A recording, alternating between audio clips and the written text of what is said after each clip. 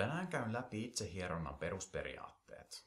Kun oot kattonut tämän videon, niin et tarvii enää arvailla, onko tekemäsi hoito tehokasta, vaan pystyt oman kehon signaaleja seuraamalla varmistamaan, että hoito tehoaa ja kudosten laatu paranee.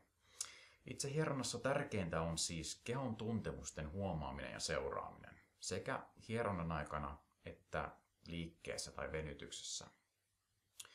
Tuntemukset kudoksissa kertovat niiden terveydentilasta. Eli kipu, epämukavuus tai kireys eivät ole terveen kudoksen tuntemuksia. Aloitetaan hieronnan aikana syntyvistä tuntemuksista.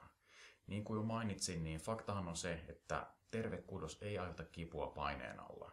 Mikäli löydät kipua hieronnan aikana, olet löytänyt ongelmakohdan, eli kohdan, joka rajoittaa sun liikkuvuutta ja voimantuottokykyä. Hoidon myötä kudosten laatu paranee ja kivut vähenevät. Ja seuraamalla tätä kivun vähenemistä pystyt seuraamaan kudosten paranemista. Ja opit myös, minkälainen hoito tehoaa sulle parhaiten. Kaikki tämä tarkoittaa sitä, että kun aloitetaan uuden lihaksen hieronta, niin tunnustellaan koko lihas läpi paineella, etsitään näitä kipupisteitä ja hoida pahimpia kipupisteitä ensin. Hierontasession jälkeen kysy aina itseltäsi, tuntuuko samalta, paremmalta vai huonommalta kuin alussa. Hierontasessio on onnistunut silloin, kun pystyt vastaamaan paremmalta. Niin kuin jo mainitsin, niin myös liikkeessä tai venytyksessä syntyvät tuntemukset ovat tärkeää huomata. Tämän takia testataan aina asentoja tai liikeratoja, joita halutaan parantaa ennen hoitoa sekä hoidon jälkeen. Mutta mikä olisi hyvä testiliike tai asento? No, alakehon hoitoa syväkyykky on aina hyvä vaihtoehto.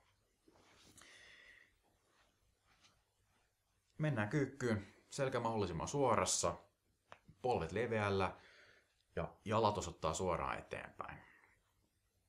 Huomaa, miltä tämä asento tuntuu. Tuntuuko kireyttä, epämukavuutta tai kipua? Voit liikuttaa lantiota tai voit työntää polvia leveämmälle. Kun olet ollut tässä asennossa ehkä lähemmäs minuutin, niin alkaa aivan varmasti tuntumaan epämukavuutta jossain. Ala hieromaan niitä kipuilevia kohtia ensin, mutta älä rajoita hoitoa niihin.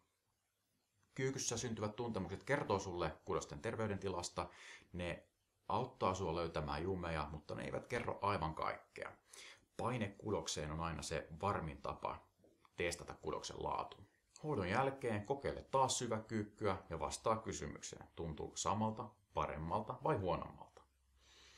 Eli nopeana kertauksena. Vaihe 1.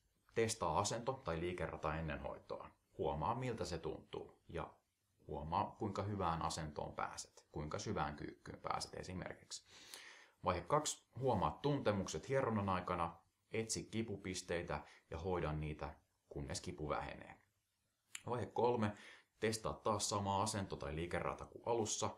Huomaa, onko mitään eroja tuntemuksissa tai pääsetkö parempaan asentoon.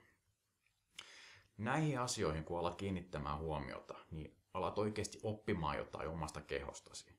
Ja se olisi itse hieronnassa tärkeintä.